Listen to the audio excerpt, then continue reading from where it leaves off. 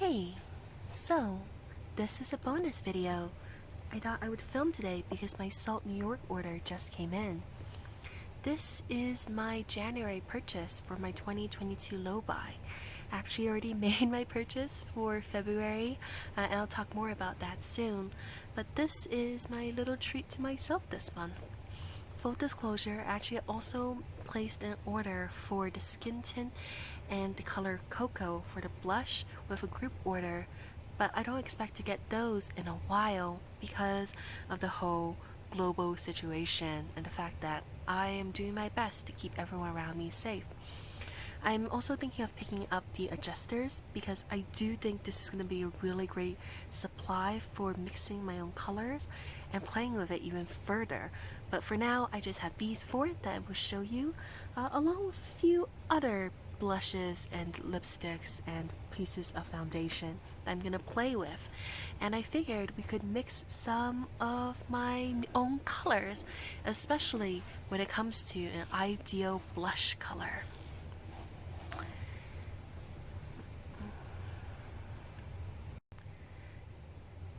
So the four colors that I got for this order are, I believe this is the light medium bronzer. It's looking a lot warmer on camera than it is showing in person. But it definitely swatches quite warm, especially on camera. The next one is contour, which is much cooler in person and on camera. It also swatches quite a bit cooler. They're actually about the same tone and depth, so I think they would be great mixed together in order to add some additional dimension to the face.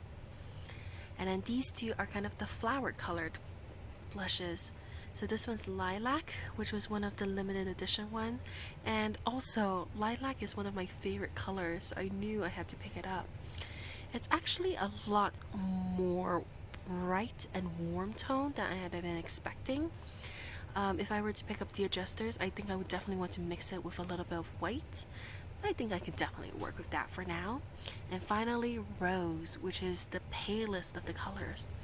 I would definitely categorize my skin as light medium, going towards medium in the summer and light towards the winter.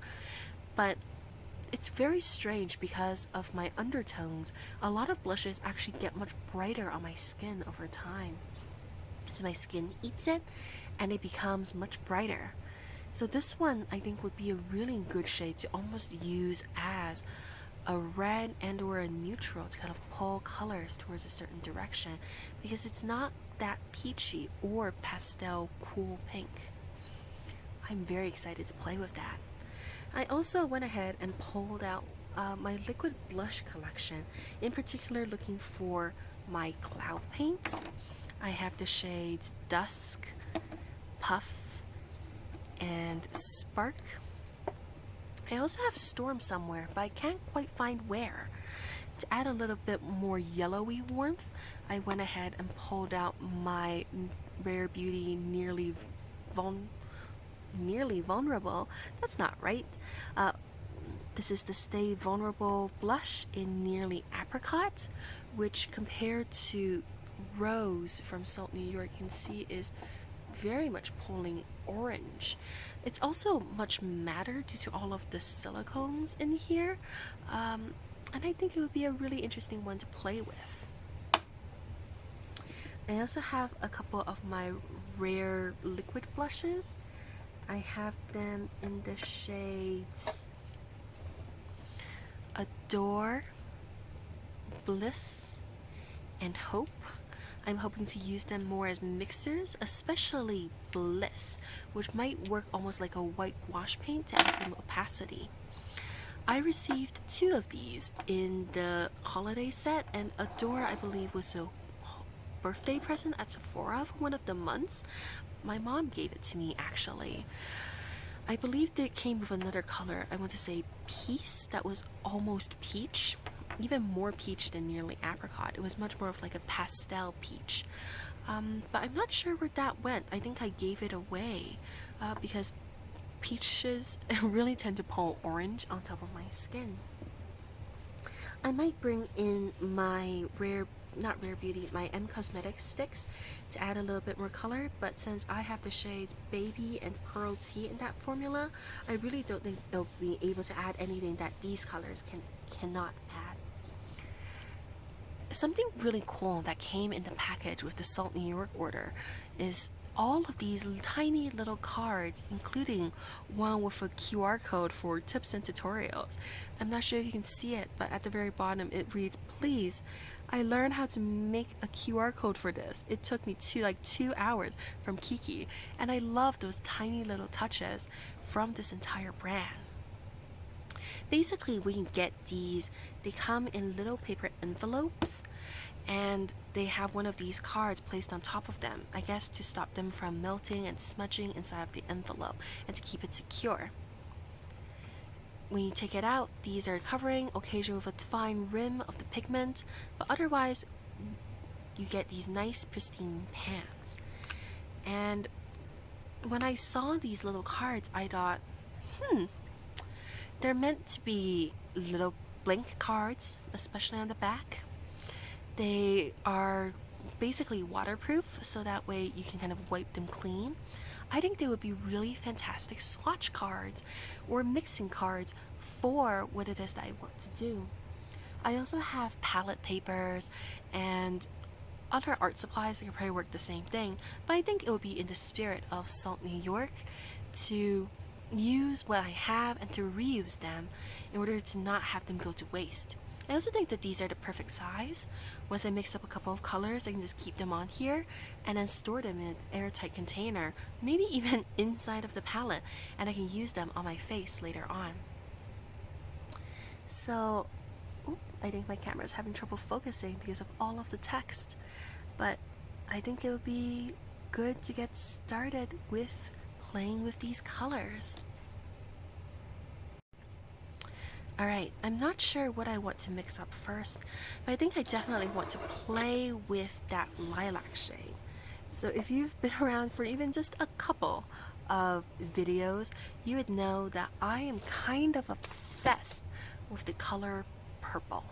I love it, and those lilac, bluish lilac lavender shades are my absolute favorite things.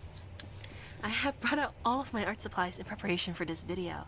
So I have this stainless steel mixing palette 2 set from AOA, and so it only cost me like a couple dollars. It has this little metal tray that I don't know if I'll use, but more importantly, it comes with this little palette knife. It's not a very thin palette knife, so I don't know how useful it would be for kind of depotting purposes, but I think it would be great for mixing because it's not that much thicker than my actual palette knife.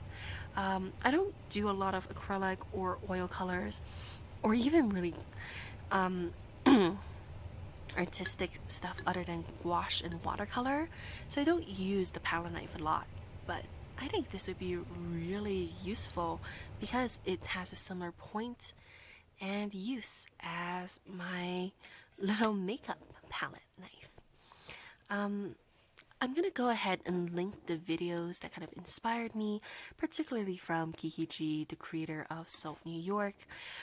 She has a really old video that was about mixing colors using, I believe, slow drying acrylic paint. But I'm also very much inspired by the newer ones involving her mixers.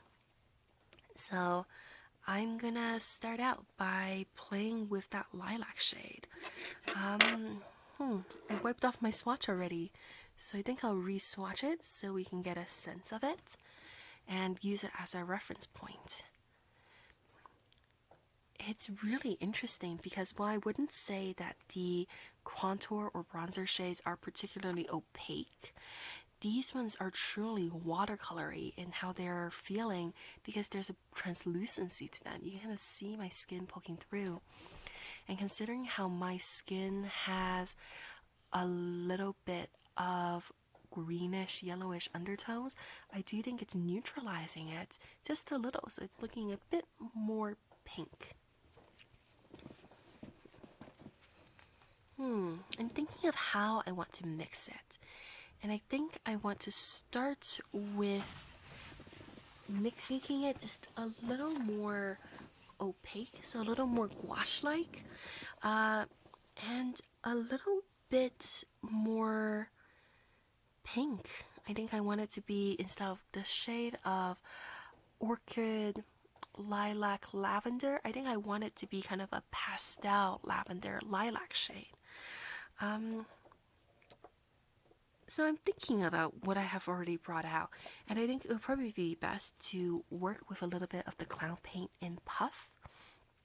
I have no idea if these formulas are even going to play well together, but I know that one of the big complaints that a lot of people had when Puff first came out was how incredibly chalky it could be on darker skin tones in particular, which tells me that it probably has quite a bit of white inside of it.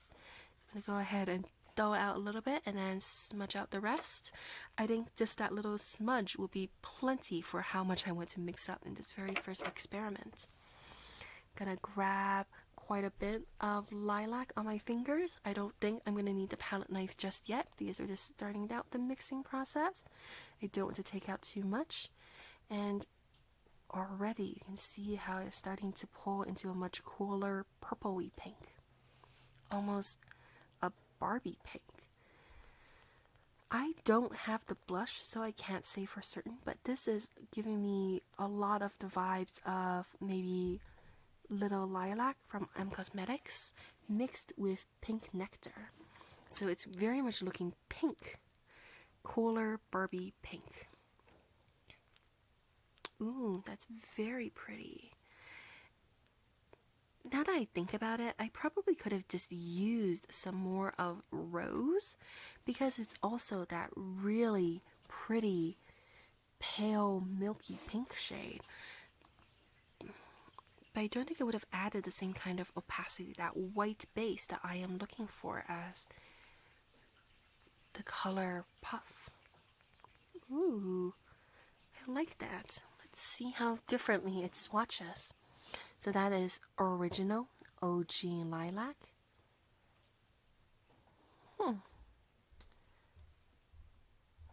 I guess I must have mixed in a little bit too much lilac. Let's bring a little bit more of Puff and try to bring it back towards that pinky, purpley shade.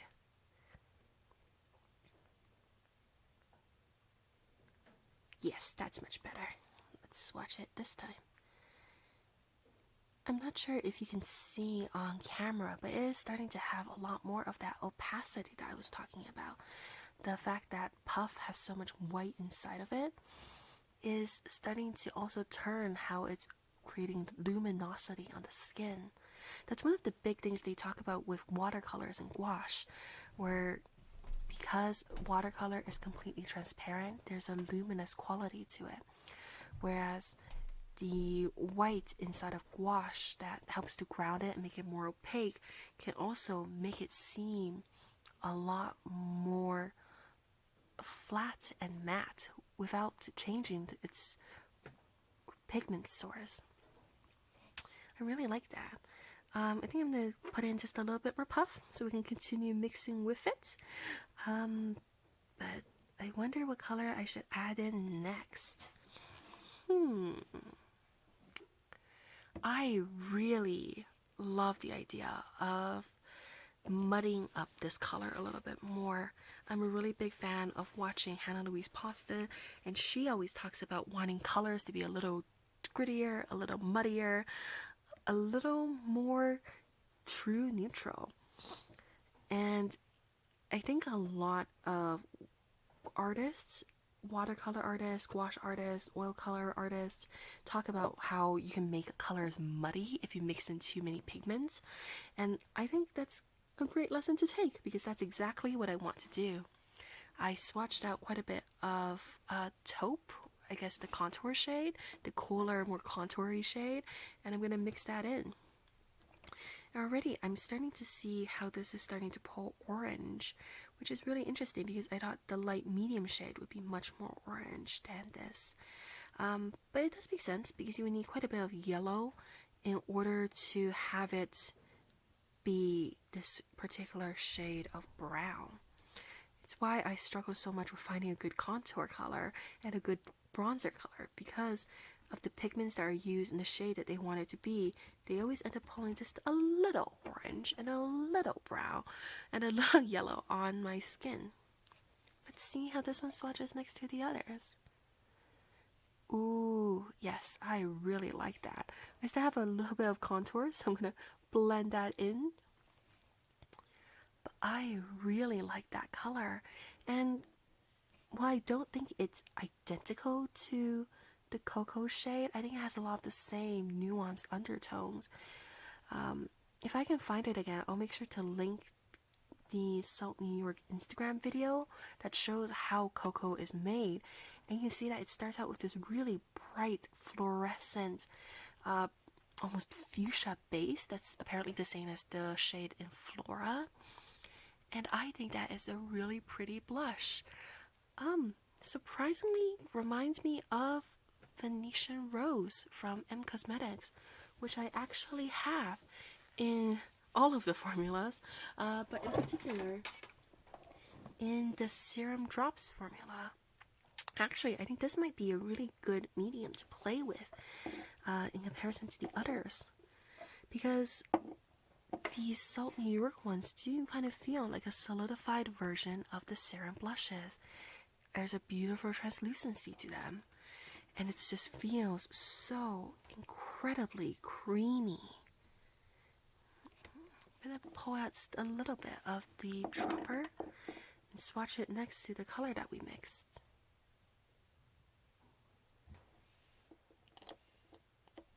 So a lot of people have trouble with the M Cosmetics Serum Blush Droppers, and my little hack for it is to press down on the button as you're closing it, so it's already loaded the next time you need to open it. I didn't have to do that this time because it just wiped a little off of the sides, but usually that's how I prepare myself for every future use of the Serum blushes. Yeah, you can see how those two are starting to look alike. I think Venetian Rose is a little bit more nuanced. I think there's a little bit more brown, a little bit more of a ruddiness to it. But the color that we ended up making have a lot of those similar ideas. I wonder if I might be able to introduce a little bit more of that ruddiness with a bit more of the light medium bronzer shade because of the yellow, and the lavender, which has that bit of blue that I am probably looking for to kind of neutralize everything and turn it just a bit more ruddy pink.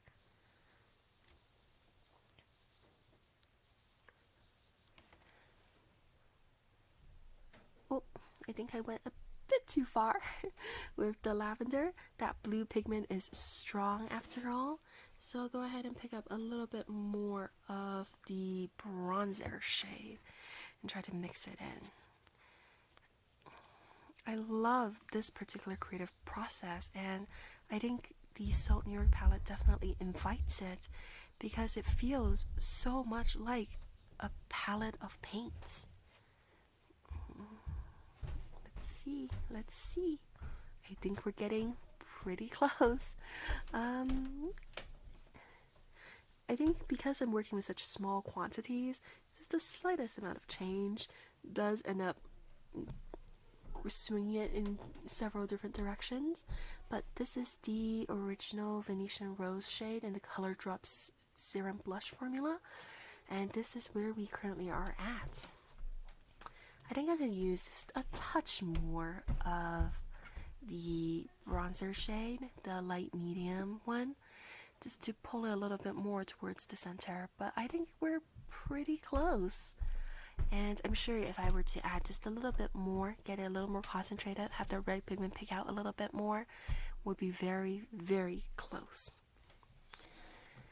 So this is where we currently are at, and I think we can swing it just a few more directions. I wonder what I should mix in next.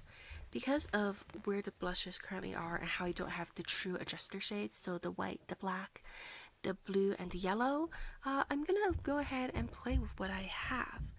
I think the one that would probably swing it the most Intense directions would be Spark.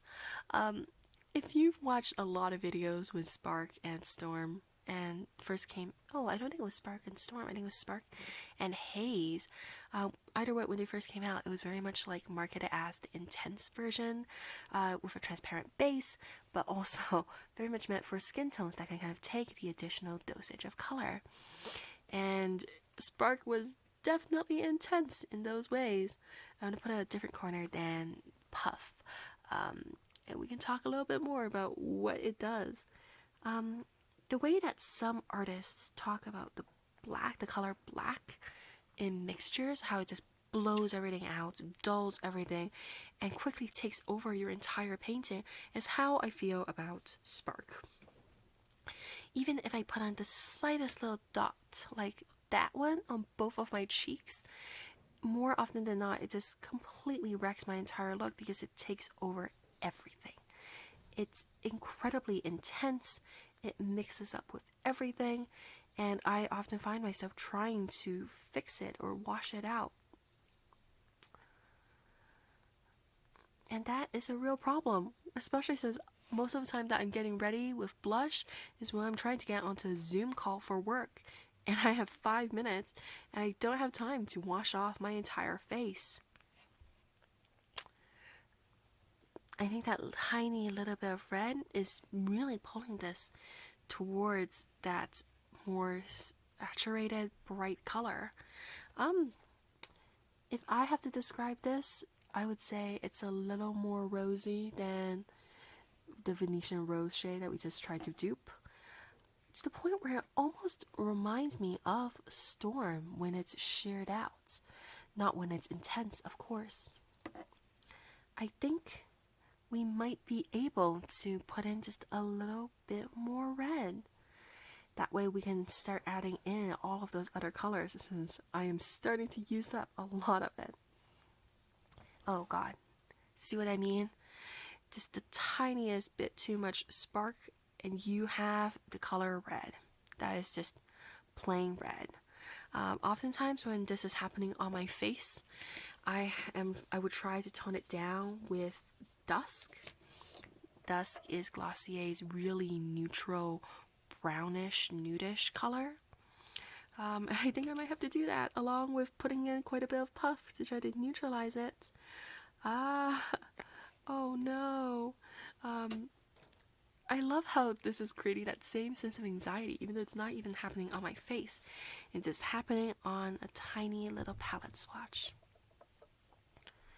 Yeah. Again, we're back to slightly center of the saturated color, but you can still see all of that red peeking through, and how we need to be able to correct it with quite a bit more of Dusk. I actually find Dusk really similar to that that bronzer shade, that in light medium.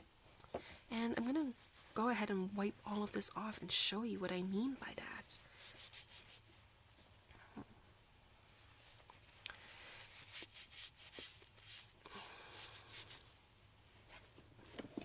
Oh no, I'm sorry.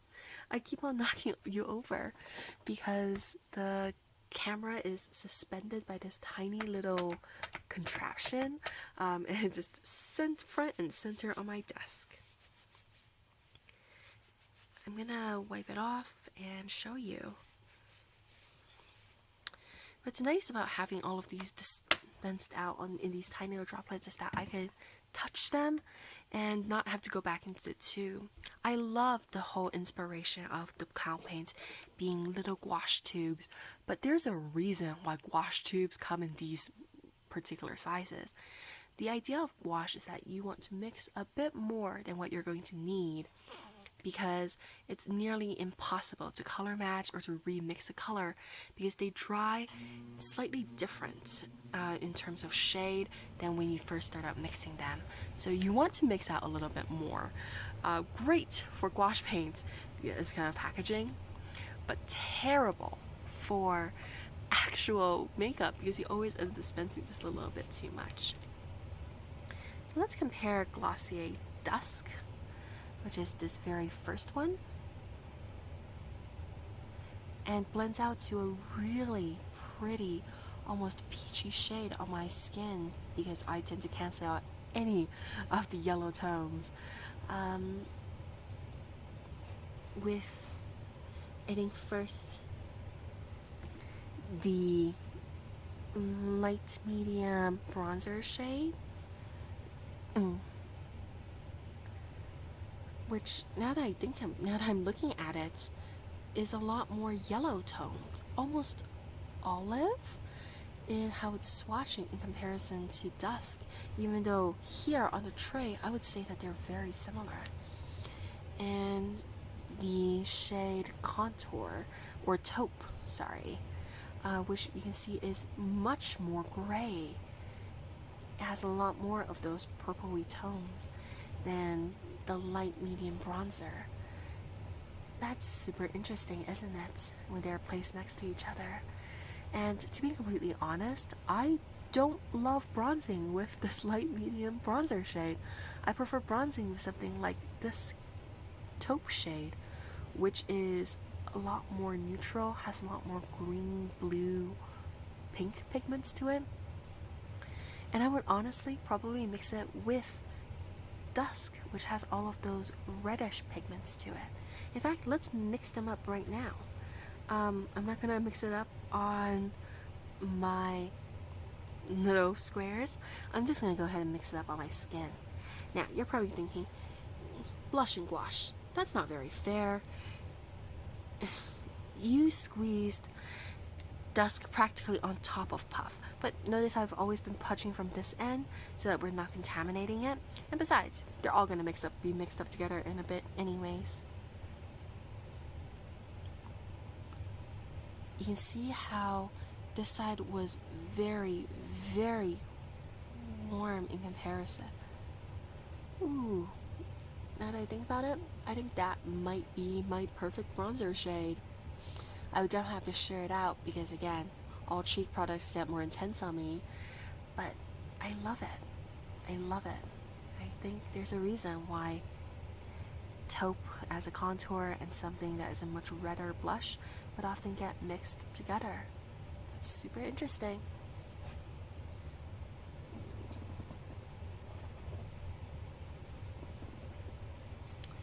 Alright.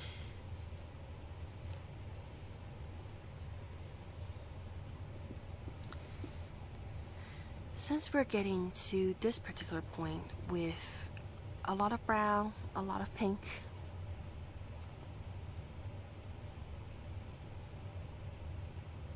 I think it's good to throw in another curveball inside of this color. And I'm thinking orange. Rare Beauty's Nearly Apricot shade isn't really orange.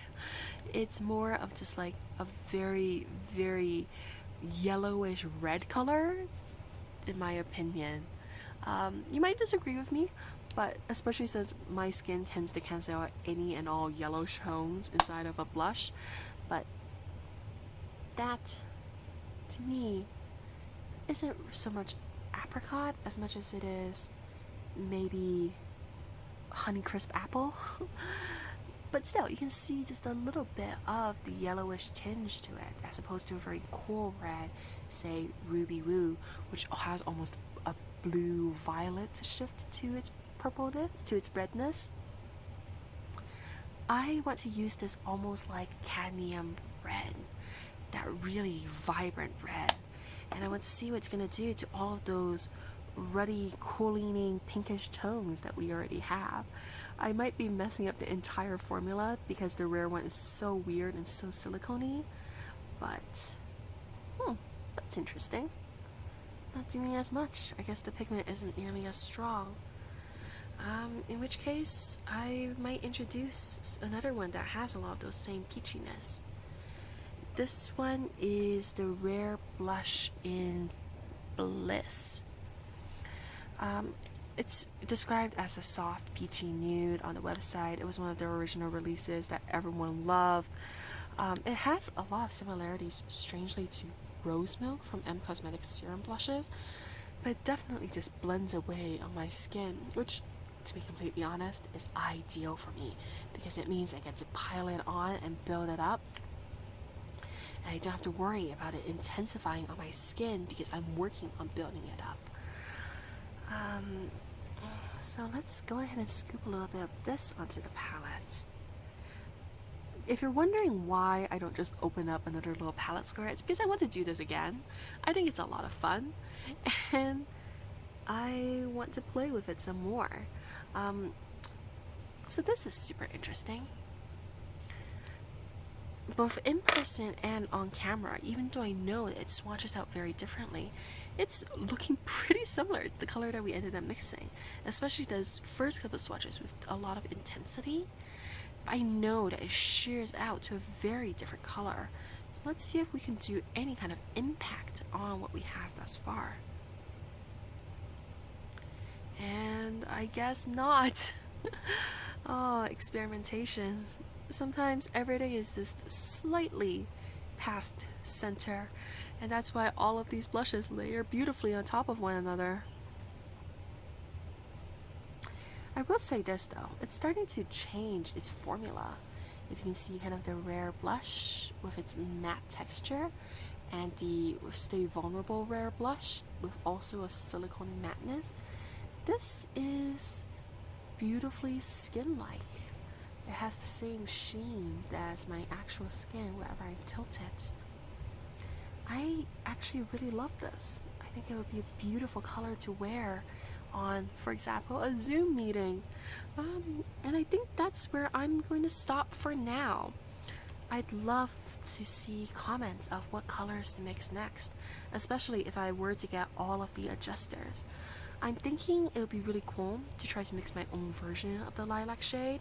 I actually think there was a khaki video where she made her own lilac-y khaki. But I would definitely want to mix my own version of a lilac blush. I also think it would be really fun to mix some unconventional colors once I get all of the mixers.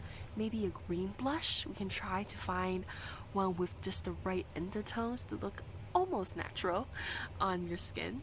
So that way, if you were going for an audition for Alphaba in Wicked, you can maybe wear it and have it just be a cute little pop. Alright, I'm gonna go ahead and put all of this equipment away, and I'm gonna keep on thinking about what other colors I can mix. I'm looking forward to playing with these colors some more in particular, but I'm also looking forward to just getting some other ones, because this was one of the most interesting activities. It really combines a lot of the ideas that started this channel, which is at the intersection of art supplies and beauty products, how they share so many similarities, and how they all contribute to one another. Until then, I'll see you later. Hope to see you again around here soon. Bye!